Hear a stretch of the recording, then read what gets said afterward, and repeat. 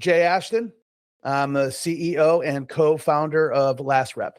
Perfect. Well, we'll jump into an overview of Last Rep, and then we'll kind of jump into your story and kind of the business as a whole and how it fits into the industry. So what is the product and what do you guys do and when did you start? Yeah, so we started Last Rep. We started the conversation back in June of 2025. And it was really born out of the idea that my partner and it was actually my partner's idea who brought it to me. He said, hey, I've been drinking less these days. In fact, I've kind of stopped drinking alcohol altogether for the only reason that it was, really putting that tax on him the next day. He was going through an exit of his business. And obviously, when you're exiting a business, it's incredibly stressful. And, I don't want to say all business people, but a lot of us are hardwired to, at the end of the day, you relax with, something that makes you feel good. And during his transition from alcohol, he turned to THC drinks and discovered kind of two categories, if you will. One was the ones that taste really good were sugar bombs. So while it was an alternative to alcohol, it wasn't really doing anything beneficial to your health. It tasted good. It got your head and body where you wanted to go potentially. And then the other side of that was more of the, let's just call it get high in a can marketing. And, 0 calories, 0 this, 0 that. Well, 0 taste too. And so he quickly found out that, hey, there's an opportunity in this market to make a product that was better. And when we got to discussing it, we really, took a look at ourselves first, and not that we're Olympic athletes by any stretch of the imagination, but we're, guys in our, mid 40s or early 50s that are still very active, work out, treat our bodies right as much as we can and like to put good things in our body. And we're very conscious of that. And we were very conscious, and I think the best way to say it is, if I'm going to have 6 beers, I know what 6 beers is, right? I'm not kidding myself. And I never was like, well, it's just a Mick Ultra, so it's okay. Right. It's like, who wants to drink that? Give me an IPA. Let's go hard.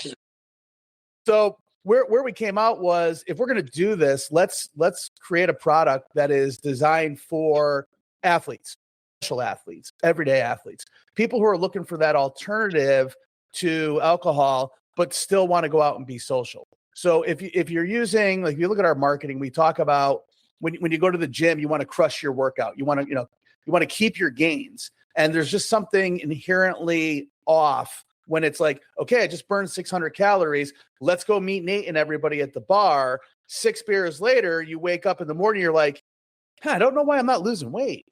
Right. I don't know why my wedding ring's a little tight, that type of thing. Right. So like the Captain Obvious moments that you have. And we don't want people to stop being social. We want people to put something that's beneficial to their body. So Last Rep was literally designed from the standpoint of, how do we make people feel good? How do we help people recover? And let's be very specific. Recovery isn't just putting supplements in your body. It's not working out and putting your feet up and elevation and things along those lines. The social element is what makes us human. It really is more about, recover the body, recover the mind, and recover the spirit. And that spirit is being out with your friends, your family, enjoying a social cocktail. And if you look at Last Rep, we market it as an athletic recovery cocktail. So that was the inception point in June. We hired a PhD because, Nate, as you know, building this in your bathtub is probably not the right move, especially with all the legislation these days. There's a reason all those gin guys are out of business now. Yeah, exactly. So we did the right thing. We hired a PhD and we told them exactly what type of functional ingredients we wanted. And we were really stressing and adamant that we wanted no sugar substitute. We didn't want anything artificial in the product whatsoever. And, credit to him, he nailed it the first shot. So we went from June to samples in July to incorporating in August to finding a co-packer and learning, very quickly, this isn't something we could do again in our home. We can't just get some Amazon equipment and make a THC drink. And then we found out, all the fun stuff behind the scenes, with your Department of, your state level Department of Agriculture and putting cans together, like our original can designs, talking to people like, oh man, that looks awesome. But that looks like you're marketing to children. We're like, what? it's just a duck with sunglasses. What do you mean? That type of stuff. So we had some fun along the way. So again, just to wrap it up, we had a soft launch in November, but our coming out party was here in St. Petersburg, Florida, where we did the High and Dry Fest put on by Urban Flow, which was a killer event. And it was really fun for us because, about 600 people in attendance, but they were all there for, THC, kava style drinks, the alternative beverage world. And man, we hit hard the first day. It was just so rewarding to see people try the drink, love the drink first and foremost, but turn the can around and recognize that, hey, you guys put a lot of good ingredients in here. You put a lot of functional ingredients in here. Your drink tastes great. And then people coming back, 20, 30 minutes later, hey, I feel fantastic. I'm super relaxed. You know what I mean? And again, it was kind of validating that, I think we picked the right lane. And before we left that show, I believe we had 7 events we already committed to, specifically in fitness style environments, so run clubs, things along those lines. So it was really validating that, we chose properly. That's awesome. And where you guys are you distributed now on the shelves, or are you guys still in the beginning stages of kind of DTC and then the events and brand awareness stage? We're all the above. We okay. we don't have any time to segregate, right? So we're self-distributing here in the greater Tampa area. So I live in Tampa. My partner lives in Tierra Verde, which is a subset of St. Petersburg. And we're actually in 13 or 13 locations right now, which is great. Nice. And we are doing the D2C thing. And our activity or event calendar, if you will, is literally slammed. We've got 5 events this weekend. Obviously, the weekend's only 3 days, right? Or, Friday, Saturday, Sunday. We've got 5 events. And then we've got a big one here in Tampa next week. We're the title sponsor of something called Fit Fest at Raymond James Stadium. So really looking forward to it. But it's been fun. I mean, we've been, officially in business going on 90 days. And just, again, the reaction of people really resonating with the way the drink tastes, but how it makes them feel. Yeah. And I'll tell you from a personal level, and for everybody to understand, like there's a lot of podcasts out there, and now I want to talk about the product just because, just for a second, I met you guys down in Florida, and I wanted to talk to you guys about this because it was a really good product, but I also enjoy your avenue of what you're going with it. Like last month, because of that trip in Florida, I was featured in Muscle and Fitness magazine talking about exactly this. And that's where, jokingly, like I played rugby, wrestling, football, but when I was 40 years old, I never expected to be in Muscle and Fitness. That was 20 years ago, but hey, right. You don't call it a callback or a comeback, all right? I think you were on that article with me there. So that's kind of a fun thing for Muscle and Fitness, and thanks to Jenny and everything like that for putting that together, because that's what the precipice of this episode is. And let's talk about, a lot of times we talk about regular liquor stores and all these other things, but I do want to steer this conversation towards the health and wellness and towards the fitness aspect, because I firmly have been preaching from on an island that the gyms and the yoga studios and all these places are missing the opportunity right now to not have these products in there. And I think they're nervous because of the age gated and the access. But I think with proper, display placement, proper merchandising, proper education with the staff and the customers, this is a whole different channel that really could get a lot more early adopters, I think, because it resonates and aligns better than here's 75 different THC products on the shelf. Choose what you want based on the logo. This one is like, let's get real direct, let's get real customized and align with your beliefs and your lifestyle directly. Yeah, and that's what we were aiming for, and it's starting to bear fruit, if you will. We specifically made the can.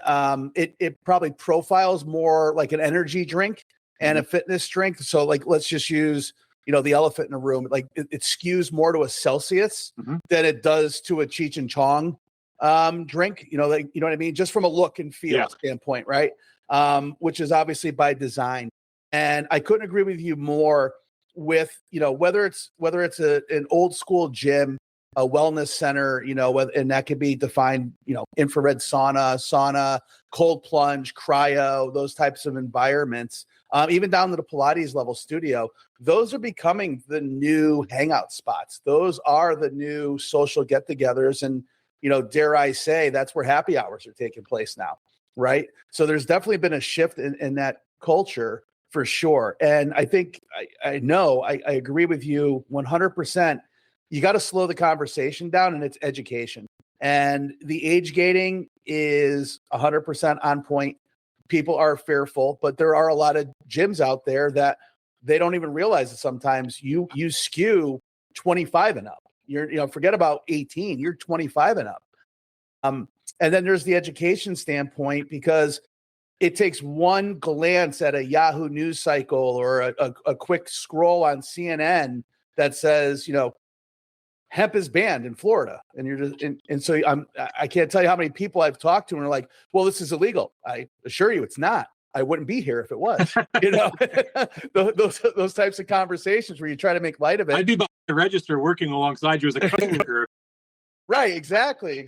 So, and it's like, you got to be careful too, because you don't want to, eventually you want to work with that person. You want to get in their gym. So you don't want to be like, hey man, let me tell you why you're wrong. It's just like, actually, I take the opposite. I'm in place in beverage right now. I'm so used to it working in regulated beverages. I just did it 4 times last week where they're like, get out, it's banned. I'm like, no, fuck that. I said, right. I said, give me 2 minutes. And they're like, no, it's banned. I said, 2 minutes. And then literally you hold up the 2, they know what to do. You sit down, and then all of a sudden they're keeping the samples. I am very aggressive now, and it started 2 weeks ago. Okay. All right. Where it is, I am not entertaining that word ban. I'm not entertaining. And I just spent 2 days in DC, and I'm getting ready to spend more time. I was just literally last night got back from DC with the congressman, and I did the same thing to them. We met with 10 different Congress. The second they used the word ban, I said, guys, it's not banned. I said, if it was a ban that worried about child safety, it would have been done effective midnight when it was passed in November. It's not about that. It's about delay for regulation and normalization. And I want everybody to understand that, every retailer, every customer, that everybody needs to understand that if it was really what everybody's spinning it as, it would have ended months ago. And the other thing is for people to realize is anybody in the industry that still feels that way and is scared, I want everybody to be comfortable. When you look through the media, this is advice to everybody that's listening and watching. Look at what the moves that are being made. You just saw a couple of days ago, Breakthrough, working with Cheech and Chong, going into Minneapolis, things like this. I'm 20 years in regulated beverages and alcohol, know Breakthrough very well, and I everything like that. There's not a decision of bringing in a brand in their distribution network that doesn't go through myriad of questions and hypotheticals and context and laws, and the lawyers are involved.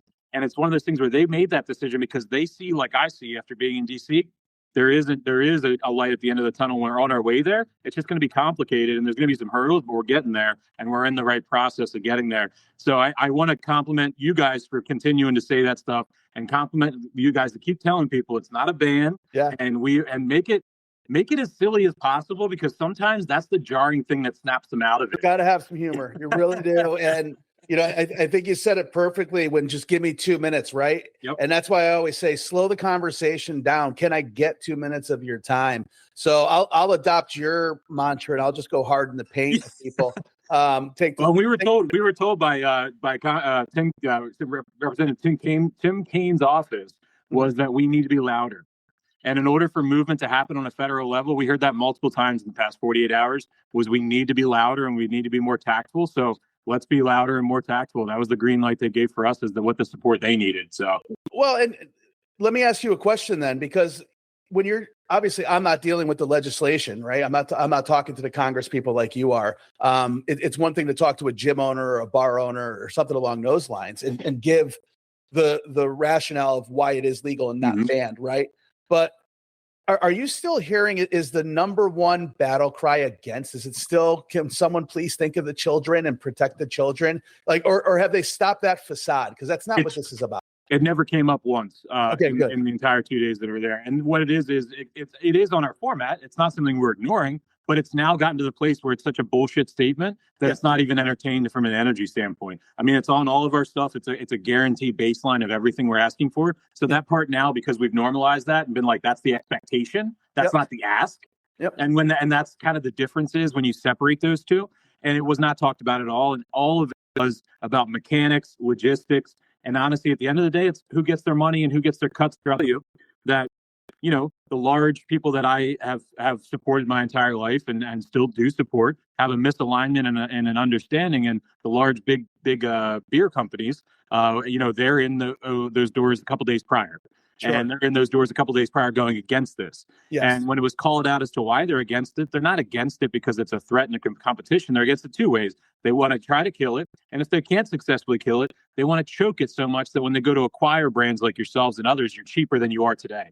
And that's what it comes down to. And I've said it directly to them, and it's on the record, and this will be on the episode. It's not something I'm ashamed to say, and it's something that we've seen in the alcohol industry time and time again in the past 20 years. This is what we saw with craft beer. Craft beer came out, it started blowing up. What did the big three do? They started choking it. And then after they choked it and devalued enough, what did they do? Acquire. Yeah. It's an old textbook. And when I said exactly that, I said, same book, different year, everybody smiled. And nobody wanted to verbally say anything to confirm, but everybody viscerally smiled. Right. So this is where we are. And as more as we know this, that's the powerful part is let's accept it and be like, hey, guess what it is, guys? It's not a threat. It's a compliment. It is. And a lot of it's the preconceived notions or the stereotypes or, or the bad experience. And then let's not kid ourselves either. There's an age factor too. This is a younger person skew, right? It definitely skews a little bit younger. If my mother ever listens to this, former hippie, maybe she still is a hippie. But there's that generation too. That's just everything's okay. Right. I just get a little tired of hearing, as I'm sure you do too. Like when you're talking to somebody, we really can't carry it at the bar. They're really worried about what happens if it gets in the hands of somebody under 21. And I'm like, kind of like that beer or bottle of vodka. Hand the long handle. Right. Party. Right. Well, that's different. Oh, is it? Okay. And, a quick aside story, when I was going through, my co-packer is actually a brewer, and we were talking about, they have a product that they sell at the bar. And I said, when you give this to somebody for the first time, how many times do people ask, can I drive after one of these? Right. And she said, oh, it's so funny. Every single time. Right. And I said, after they drink 3 IPAs, how many people ask if they can drive? She's like, not a one. So again, it just goes back to that education. Yeah. Right. And that's the big thing. But back to the point of the gyms and the wellness centers and where our drink is resonating. Right. If you look at our ingredient profile, I like to say, this is our spin on a THC drink. Because at the end of the day, we've got to worry about indexing for, are we a fitness drink? Are we a recovery drink? Are we just a THC drink? And you got to play the marketing game and the algorithm game and all that fun stuff. It's a THC drink at the end of the day, right? And we use CBG, which a lot of people who aren't familiar with the cannabinoid profiles, right? It's cannabigerol, and it's the mother of all cannabinoids. There's a ton of profiles in there that are beneficial. But what we point to as far as the recovery goes is you're getting that heavy anti-inflammation, you're getting the pain relief. It does have muscle rejuvenation benefits to it. But the big one is the anti-anxiety. And that is what really is making our drink resonate with people. As I like to tell them, think of it, you're going to get that little bit of euphoria, on a 5, and with a 10, you'll get, depending on your tolerance, like anything else, it might get you a little bit looser. But the reality is that CBG is going to push it down. It's going to take that anxiety off, right? I tell people, just from a visual, if you're looking at me, my shoulders are up, I'm stressed, I just had a long day. You all of a sudden just, hey, oh, look at that. I'm feeling better, right? And and you've probably heard this too, I had a bad experience with THC, or I took a gummy. It's like, well, that's your first mistake. You took a gummy, you didn't know what was in it, right? Whereas when you're dealing with these drinks and the nano-emulsification, you're getting that even consistency. Every can is going to be the same. We go through the rigorous testing. Again, back to the legislation. Hey, man, we're third-party testing. Are they doing that with the tequila? You know what I mean? That type of thing. But when you round out our ingredient profile, we've got more electrolytes than Gatorade, right? So we're hydrating you as you're drinking it, as you're getting loose. We've got L-theanine, so you're getting that focus without the drowsiness, and that's helping you relax. And then the ashwagandha kicks in, right? And again, you're getting that calm, relaxing feeling, sneaky muscle recovery benefits in ashwagandha, ginger extract. So again, back to some more anti-inflammatory. Right. So you put that all together, we've got 0 sugar and 6 calories, man.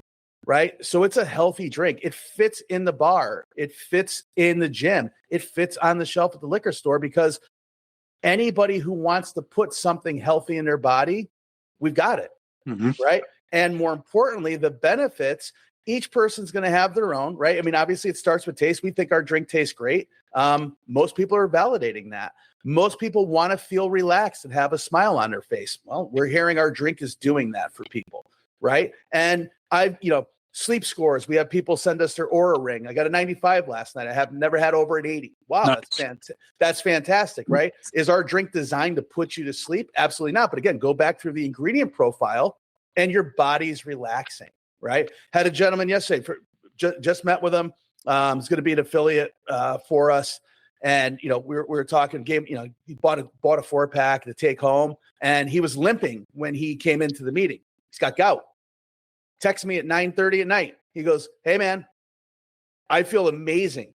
Drink knocked out my gout. I'm like 60% better." And I was like, we can make no medical claims or statements at this time. You know what I mean? That's it. So again, I mean, everybody's getting a different benefit to it, but at the end of the day, right? It's like, we're trying to give people permission to go have a good time after that long workout, to get home and spend time with your kids instead of grabbing that beer or the glass of wine. Not that there's anything wrong with it, but if you're thinking about it, there are alternatives. And I think that there's the education comment again. People are not aware still that, these things even exist. And when I go check out my accounts in the liquor store, I see people in the aisle, and it's like half wonderment and half like, what am I looking at? Right. I mean, and they're looking, and they don't know what they're reading. They don't understand ingredient profiles. They don't know what a cannabinoid is. And they're just kind of giggling like THC, hee. And it's much more than that, as you know.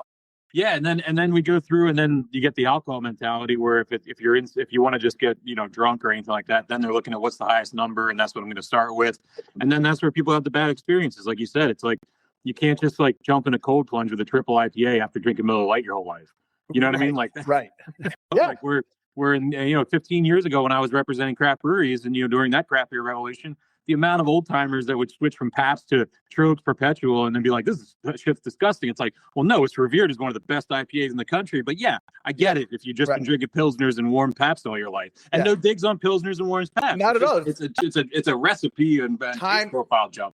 Time and a place for everything, right? But yeah, exactly. I grew up on Bush. I'm a redneck, Yeah, no, I hear you. I hear you. But when I found Sierra Nevada, it's like I found Nirvana. I was like, this is amazing. And I don't know if you've ever been to the brewery in Asheville. It's just like, you go through the gates. It's like, it's like Disney World. And we did it's Camelot. we did an episode a couple months ago at maybe a year ago now. At South County Brewery in York, Pennsylvania, and they did a similar replica, and not cheesy. They did it. They spent a lot of money of that archway when you drive up, and then the way they come up. And as soon as I drove up there, I was like, "You went to Asheville, didn't you?" He's like, "I may have saw it." It took me right that little bridge at Asheville. We were on a tour there for what the hell was that? Because we were suppliers of it, so they brought all the distributors down. I think it was like $1 million or $1.5 million. That little bridge that when you go over that has all the hop leaves and the barley, like that's a real sculptor made that. Like it was a nuts kind of construction there as far as their detail goes. No, it's amazing. It's one of my favorite breweries, if not my favorite brewery I've ever been to. It's phenomenal.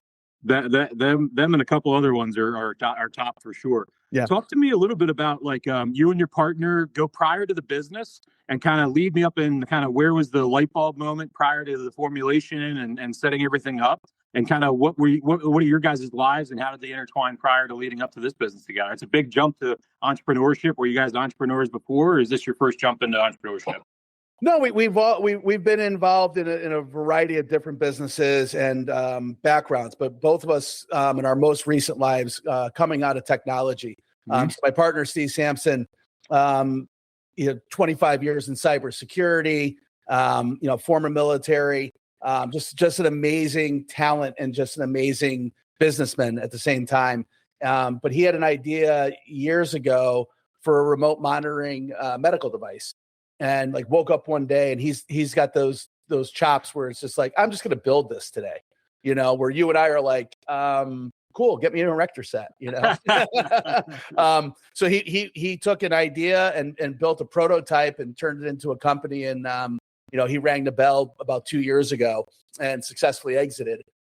And that's what got him thinking about, the THC world, because again, he was winding down the drinking as a result of that exit. Steve and I had actually met probably 10, 12 years ago through a friend, great friend, who actually manages both of our money.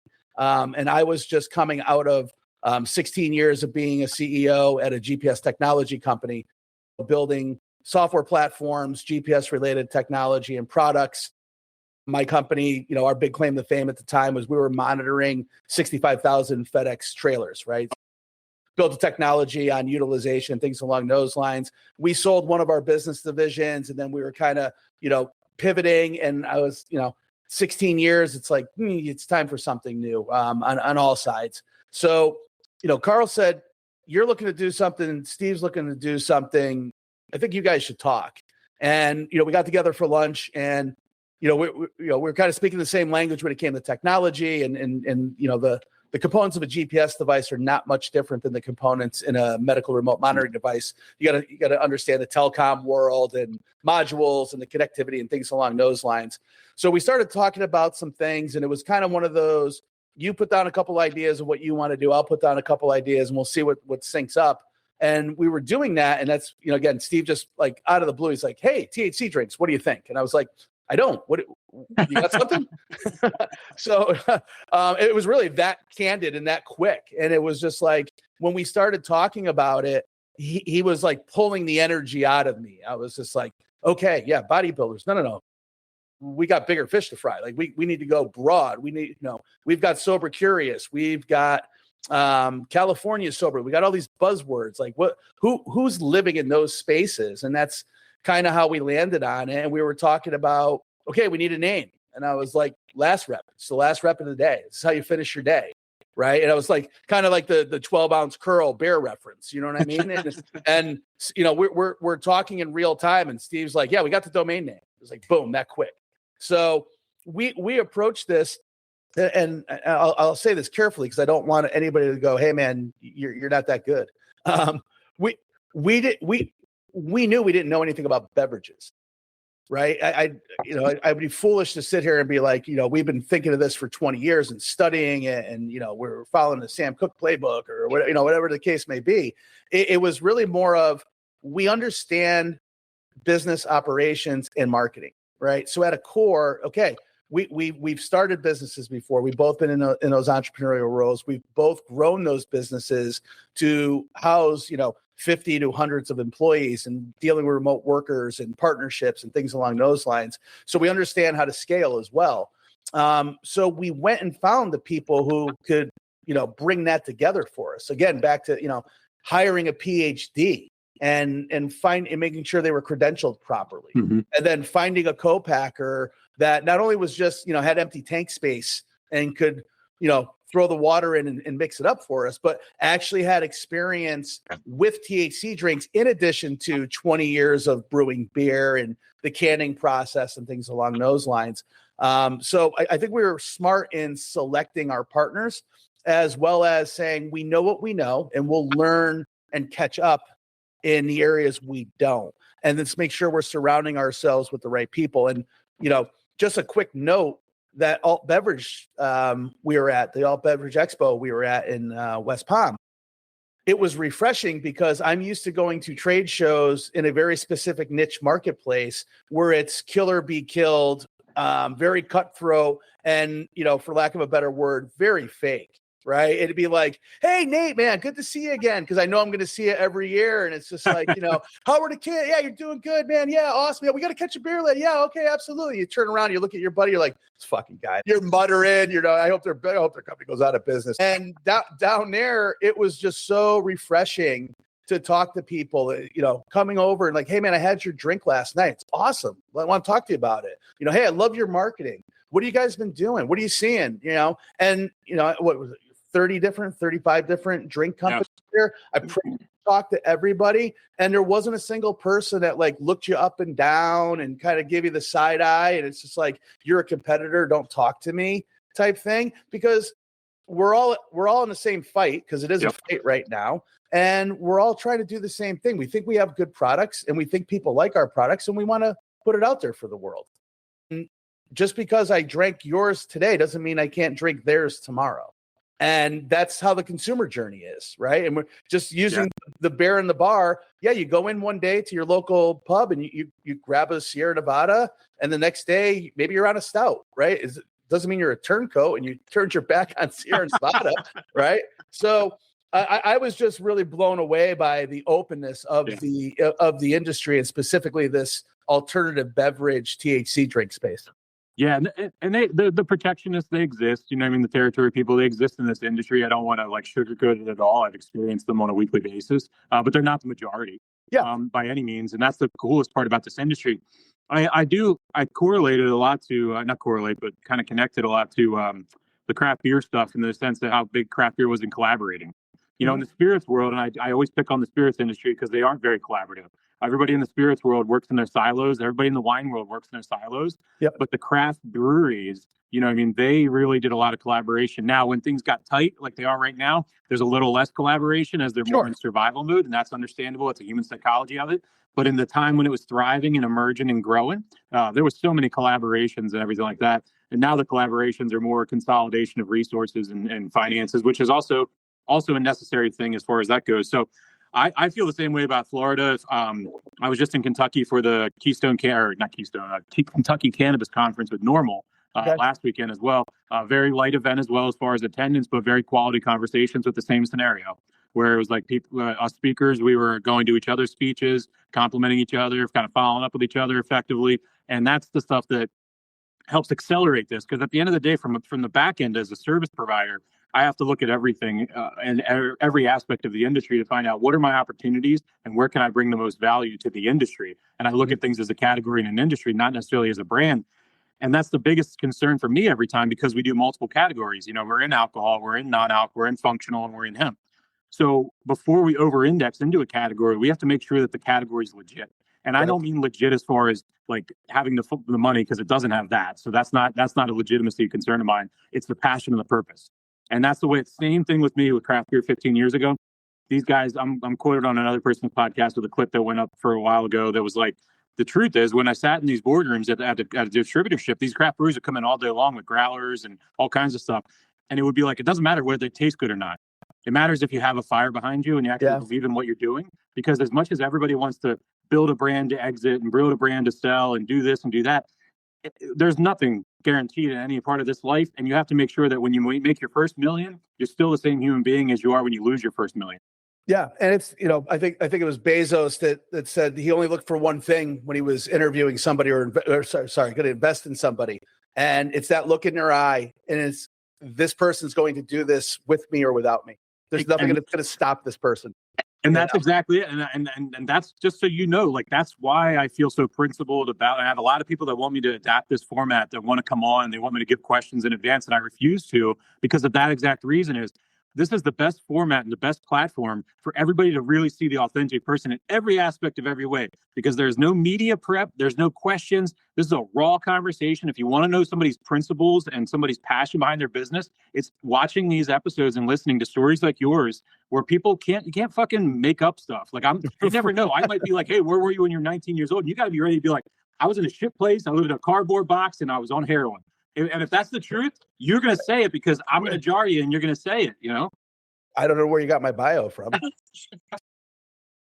I was just looking at my own. I was projecting. Hey, not that there's anything wrong with a cardboard box. And I told this story, and I use that as an example, because I was strung out on stuff. I woke up one time in an alley, strung out on pills and alcohol, and had to clean the snow off myself. And what did I do? I walked down the street to the next bar and I started all over again. Yeah. And that was many years ago, but at the same time, I'm not embarrassed of that story. And it's one of those things that everybody needs to understand too, because the main key part of that is people change. No, not everybody changes. Not everybody changes, but the ones that want to. So back in the back, what I'm about to say is, you have a host that is foundational in principle and purpose. And I attract guests that want to be principled and purpose, and I don't adapt to anything other than that. And I love this format. And I was actually refreshed and relieved that you didn't send over questions ahead of time, because it's just like you overthink it. And why would you ask that? That's a weird question. And it's like, can I swear? So I will. Yeah, you can swear as much as you want. Yeah. Let me ask you a question, if you don't mind, because you said something a few minutes ago, kind of back to the alcohol and silos and everything.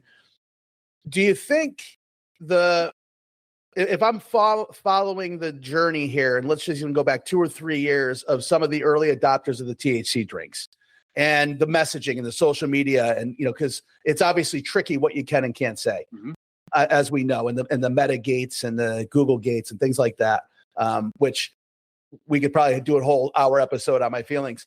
But do you think a lot of the alcohol pushback is the fact that even though they're siloed, right? Miller Lite is not crushing Coors Light on a daily basis, and Budweiser's not trying to step on Modelo's neck on a daily basis. Yet the THC people are going, alcohol, poison, right? Alcohol, bad. Drink this instead. Do you think that just pissed people off and there's huge resentment?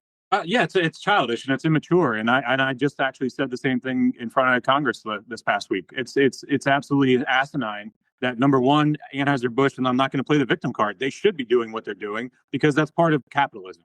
Yep. You know what I mean? Do I agree with it or morally or ethically? No. But the fact is, when you have an infiltration into your territory, you want to crush that infiltration or acquire it and absorb it. That's just the fact of what we're trained and skilled in business and what we've been doing. I started this business in 2008. I'm not still in business 17 years later because I'm a teddy bear. Now I'm a teddy bear to everybody that's good, but there's a grizzly bear behind this that stayed in business for almost 20 years now as a solopreneur with 100% ownership by business all the way through to this day. Right. Now that's the skill, but that also with that is the alcohol piece is no, it should never be one is better than the other, because as soon as you put your boot on somebody's neck, if you think that your boot is always going to be on their neck, you're an idiot. Right. And because the day comes when you're going to trip on that pothole and you're going to slip on the puddle and their boot's going on your neck. But if you actually pick them up off the ground and don't put your boot on the neck and realize you're chasing the same consumer, that piece of pizza, that slice of pizza, that pie that we're talking about, the cupcake, the whatever you want to say, cake pie, it's not getting bigger. And until you realize your role in this, and the thing is that the alcohol does need to understand, and we're getting there. We just had the wine and spirits wholesalers on Monday advocate for hemp beverage regulation. Beer Institute advocated against it, but the Brewers Association advocated for it recently. So it's like one of those things where even within their industry, it depends on, and what it comes down to is who is a corporation and who is a human being. Because when you look at who cares and who doesn't, the people that care and want to support growth in industry and expanded categories for adult beverages, they're human beings. Right. And I'm not trying to dehumanize anybody that works at the corporations. You are a human. I'm not trying to say that, but your mindset and your mission is driven by the corporation, not by the human beings with the moral and ethical value in what's going on. Yeah. That is the difference in the dividing line between the two. I don't think anything should be kumbaya anymore at all. I think it's the exact opposite, is that we should be going out, not saying alcohol is bad. We need to go out with a 5 milligram and then a Pilsner, put them on the same ad, put a dividing line in the middle. And that's how we normalize it. Because here's the thing is, before you start bashing alcohol, that same consumer, and you got me on a soapbox, so brace yourself, buckle up. I'm in. That's the same consumer. So if you want to go out and you want to say, and you want a soccer mom who's 45 years old to go in and buy your stuff at the store and on your shelf, if you bash the Prosecco that she was just drinking for the past 15 years, you better be fucking out of your mind if you think she's going to go, oh, I'm going to support these guys. No, because when you bashed Prosecco, you just made her feel like an idiot. Right. You just made her feel like she was doing something wrong in her life. And then you think she's going to come over. In actuality, it's not about who's right and who's wrong. It's about offending your consumer before they even purchase your product. Right. And then the education piece yet again, right? That person who likes the Prosecco needs to understand that some of these THC drinks are going to have the same bubble profile. They're going to have the same taste profile, and you're going to get a very euphoric feeling and relaxation. Not that you don't get that from Prosecco, but it's a different type of relaxation, or it's a different mission. And I liked your pointing out, if you drew a line and you had a Pilsner and a THC drink, 5 milligrams specifically, I can't tell you, because again, Nate, we're just doing these events left and right, and people will walk up and they're like, whoa, THC drink, and they'll point to the can and be like, is that going to get me high? And it's like, if I pointed to a Pilsner and said, is that going to get you drunk? He would have said, right? give me 6. Right, exactly. So it's not a one-to-one comparison. And when we do the 1 ounce samplings, the hesitancy people have, it's just like, well, is this going to get me high? No, man. I just want to see if you like the way it tastes. You know what I mean? That's exactly it. It's the normalization. We have to normalize it. And that's the other reason why I'll pick on another group is we're doing in Pennsylvania. We have the lobbyists, we have the campaign, we have all these things we're doing in PA. We got the bill just went public on Friday. So we have a bill now, it's live. We got 8 or 9 sponsors on it, co-sponsors and a sponsor. Immediately, when I go to look at the lobbying groups and all this other stuff, who's fighting me, and then I'm in DC with the same thing federally. Who's fighting us federally? It's everybody within the marijuana industry. And why is it? And here's another misconception. Everybody in the marijuana industry is the multi-state MSOs that have all the dispensaries, and they want these products in there because they're popular and they drive demand and they'll drive foot traffic in their mind. But when you look historically, each state that they've ever done that for, where dispensaries are the only one that sell beverages, every time the SKU dies and gets discontinued. Why? Because a 5 milligram can is the equivalent of 30 cans to equal 1 joint. Correct. This is not the same consumer. And not to mention what we're just talking about. Your Prosecco person that's going to buy the Prosecco or the Pinot Grigio. Actually, Total Wine just gave me that stat. It was Pinot Grigio, I think. Yes. Where the number 1 SKU next to it is Pinot Grigio. I keep saying Prosecco. 70% and soccer bombs. Yeah. There you go. So let's say that's what it is. Let's take that target demographic. You think she's going to go in that dispensary, give her ID, get buzzed in with her stroller and her other dog, her baby on her backside and the stroller in the front side? No. Let's be really reasonable. We have to, I called it a couple weeks ago, the Trojan horse. And I don't mean Trojan horse in the sense of a war, but Trojan horse in the sense of access and exposure to a market. It is the Trojan horse because if it can sit at a liquor store, somebody can drive a 5 milligram, 2 milligram, 1 milligram, 10 milligram, and all of a sudden they might have been nervous, like you and I are talking about. We deal with these all the time at these events. 70% of the people are timid to even grab the 1 ounce sample. And I make a joke where I'm like, it's 2 ounces of your life, you'll get it back. And it makes them laugh, and then they drink it, and it's no big deal. Right. But the fact is, I'm not standing next to a shelf and you're not standing next to a shelf 24/7 making that same joke. So the amount of people that are walking by and are scared, we have to normalize this. And on the same side for the dispensaries, they're too short-sighted because we love this in society. Short-term gain for long-term gain, the most bullshit thing in the world. This is where it is. If you look at the long-term gain, if hemp beverages sit in every liquor store and every regulated age-gated thing, not in the dispensary, all of the exposure that will happen to the cannabis industry as a whole, because it will begin to normalize the consumption of cannabis. We're not even at a place where we can be at an event that's made for cannabis and made for adult beverages where 70% of people aren't nervous to drink our product. Yep. That's an alarming problem from an education and brand standpoint that we all have to acknowledge. And it's something that is interesting, but it's also concerning because craft beer didn't have that. Beer was not, the confusion wasn't what should I drink beer and will it get me high? It was, is it bitter or is it thick or we already had overpassed the beer as a normal thing. And then craft beer became the accelerator. We have the problem where we're still dealing with the cannabis stigma and the normalization of cannabis before we even get there. The easiest consumption is a correlation of the can. Yeah. And if you're using the craft beer example, and I don't want to get dates confused, and I certainly don't want to try to nail the statistics, but just theoretically, did anybody know what ABV really was before craft beer came out or before IPAs hit mainstream? No one ever talked about, extra hops, right? I mean, as far as I knew as a kid. No, remember hops were a bad thing. Right. No, as far as I knew, like you needed beechwood to make beer, right? Because I remember the bitter in the late 80s, early 90s, the bitter beer face commercial. Right. So it's, again, craft beer didn't cripple Budweiser. It inspired them to make new products and put new labeling together that sold more products, and when you go to the dispensary, and again, I certainly don't want to offend anybody, but there are some dispensaries that are, nice to go into and they're warming and welcoming and, they got nice music. I'm a weekly customer of dispensaries and I make a joke all the time. I'm like, shout out to Rise. I'm a customer. I'm not digging you, but it's just not logic. I've been in some though, where it's just like, where am I? And I don't feel comfortable and I'm not a nervous person. And you're walking me back to this back room and I picked something up and you yelled at me to put it down, don't touch. And I'm like, but it has a label and I want to read it. We'll tell you what's on the label. I'm sorry. What? And you got to put 17 labels and QR code and scan them and everything. And I'm like, gee, I just missed the days when I had my buddy's beeper number and he met me in a parking lot, like where are those days gone? But we had to watch a shitty movie for an hour and a half while he gave it to us. Right.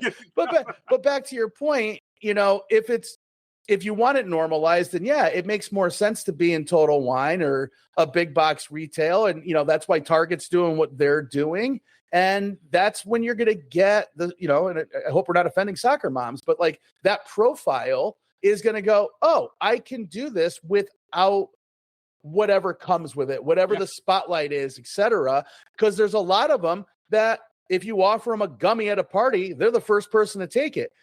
And if they ask you, where'd you get them? And you say, Cure Leaf, they're like, oh, they're not going to Cure Leaf because they don't want the Mercedes SUV and, Sarah to drive by and go, oh, Jenny's at the dispensary, right? You're right. And we have to remember that, like, it's like when let's be all frank here. When we're all buying marijuana back in the day when we were kids before this all happened. It's the equivalent of who's the friend that takes the orders from all the friends and goes through the process of sitting on the couch and watching Super Troopers with the guy while he tells you boring stories for an hour. Yep. And who's the person that puts their order in and stays on their couch? We're looking for the person on the couch because that's the volume we need as an industry. We got to figure out how to bridge that gap faster so that they want to come out to the store and shop. And I think that's the biggest thing with our drink in particular, to bring it back, Nate, to last rep. Our messaging is not get high in a can. And exactly. I use what you just said as an anecdote all the time. Like, if you drink a 5 milligram specifically, or even a 10 milligram, it's not going to take that bad movie and make it hysterical, right? I'm not trying to get somebody to stop smoking that likes to smoke, right? But I will use a very specific example. I work with a lot of guys now in jiu-jitsu, and these guys will tell you they smoke a joint before they go and roll because they want to be relaxed and it focuses them. Mm-hmm. Well, it's also counterintuitive to cardio, right? When you're smoking. So I set up at a jiu-jitsu gym, and these guys were grabbing 10, I'm like, sample, and like, I'll take a 10 milligram can. I thought you were going to work out. Yeah, man. And they go and work out. 45 minutes into the workout, they're going to the bathroom and coming by my table and just being like, hey man, the drink's amazing. I'm locked in. I feel great. Can't wait to have one when I'm done. I'm like, you go, maniac. Right. But they're into it. Right. And that's the difference between smoking and consuming. And I think these drinks, where legislation needs to catch up, where consumerism needs to catch up, where the purveyors need to catch up, whether you're a gym, a bar, etc. This is a different type of social relaxation. And it is much more in line with have a good time, smile, relax, recover your body fully. Spirit, mind, body. I know it sounds cheesy. I went to Springfield College. We are a humanics school. That is our logo. But it's literally what the drink is all about. You feel relaxed. You feel open. You feel welcome. And you're not worried about what's going to come the next day. And if you want a second one, you grab a second one. Yeah. Right. And I haven't talked to a ton of people like, hey, man, I crushed 6 of your drinks last night. Right. Because there's no reason to. Right. But even if you do, right, we're back to the beer analogy. If I have 3 IPAs, just mathematically, I'm putting somewhere in the range of 600 to possibly 900 calories in my body. That if I'm training for anything, that's going to have an impact on me the next day. If I'm just casually trying to lose 2 pounds before a wedding or something along those lines, that is not helping. Whereas our drink's going to give you 6 calories. You want to go nuts and have a second one, you put in 12 calories. Right? We sponsor a UFC fighter right now. We talked about it. When he cuts weight, you've got to be extremely careful of what you put in your body. He can drink this drink now without any fear of repercussions of the scale. Yeah. Right? He's getting his electrolytes. He's getting his locked in focus. He's getting his pain relief and anti-inflammation, and he's only putting in 6 calories a pop. He can afford to do that on a restricted diet. You're exactly right. I actually, I'm going to have you, I want to do an episode. I want to get you on our other show, which is called The Leaders Arena, that I do with the former UFC and Bellator fighter, Clifford Starks. He's my co-host, on the show. Oh, nice.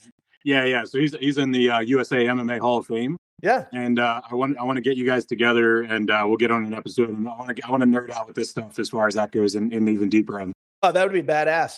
That'd be awesome. I'll reach out. I'll text him later today and see what's the schedule like. But so real quick as we close out, I want to thank you, Jay, for this, man. I really this was a really fast flowing conversation, and that's exactly what I love. I thrive in that kind of environment. So thank you for bringing the energy to the table on this. Awesome. And also thank you for what you're doing. Like you're doing something, and you're also doing it your way. You know what I mean? You didn't just follow the wave. You found your peak in the wave, and then you're finding your cut through. And that's really important as things are going through. And the passion you have behind what you're doing and the knowledge, dude, you really, you got me excited. And I'm a fat dude now, but you got me wanting to go to the gym by the end of this episode. So That's awesome. That's awesome. Thank you. But there was some muscle buried in there 10 years ago. But I hear you. But, you're good. But hey, what I want you to do is give everybody kind of remind everybody as we're closing out, website, social medias, where to find you guys, and then we'll kind of close out the episode. And again, thank you so much, man. No, thank you. So if you want to find it online and you're in a state where we can legally ship to, it's www.lastreparc.com. ARC stands for Athletic Recovery Cocktail. If anybody's wondering, why did you stick that on your URL? So again, Last Rep Arc. And then follow us at all the socials at Last Rep Arc.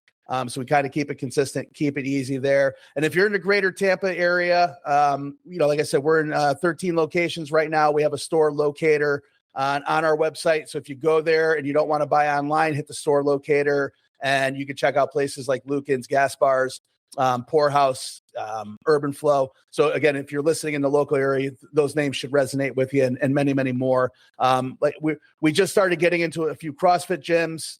Some jiu-jitsu gyms are starting to sell the product as well. So I think that's, quick aside, Nate. Mm-hmm. Our lane right now, we have a little bit of an edge with those alternative places because the other cans have too much sugar, too much X, Y, and Z in it. So our product really aligns. So we're really thankful that the gyms are starting to recognize it and actually carrying it. And so hopefully the state allows that to continue. Yeah, and then as soon as you guys expand to other states, you're gonna meet a whole bunch of other gym owners, and I think it's gonna be really fun as well for you guys. And I want to just tell you compliments on that and just keep going down that path because I've been thinking about it for months and a year now. Even joking aside about me not going to gym, I still I have athletes as kids, all that stuff, and it's a vital part of my life growing up and everything like that. And it's one of those things where there is a lot of times where, because a guy that goes to a gym every day or a girl that goes to a gym every day has a very high drive. And sometimes I'm a sober guy the past 3 years from alcohol. Okay. Sometimes the guys I know and girls that go to the gym, sometimes that is just to balance out what they're doing in their personal life. 100%. And it is detrimental in their personal life. And to them, they bring balance. And for this to be able to throw a little bit of a jarring gear into it and balance things out a little easier for them, I think it's beneficial to everybody. You know what I mean? No, I agree. And to double down on that, that's the social component, man. And Steve talks about it a lot too. When you start turning down those happy hour meetings and get the drinks, the text messages stop coming. And that has its own negative repercussion to it. I went through it a couple of years ago. Yeah. And listen, it's one thing to be, sober serious, right? So I'm not making light of it. But even when you're like, okay, I'm not going to drink for 30 days. The last thing you want to do is go to the bar and be in that environment. It's just like, man, dude, back up. Right. And having that alternative, whether it's the facility in the gym or the drink itself, it does wonders. Close out with, we do. Sometimes it seems like to anybody from the outside, we're bashing alcohol, but please remember, not at all. I represent alcohol all day long. I work in breweries all day long and distilleries, despite being sober. And it's one of those things where I love it and the industry needs to exist. I built my career off of it. But moderation is key, and access to diverse opportunities and products is the American dream. And it's the American life that we have, is that when something new comes out, everybody should have access to it. So I appreciate your stance on that. Yeah. I've made more than one All-American drinking team in the past. I can assure you that. Beer Olympics all day long. Well, sounds good. Well, hey, I will close out and let everybody know that it is 2026. The world is a beautifully destructive place, and we need everybody to understand that we are not alone. We are in this together.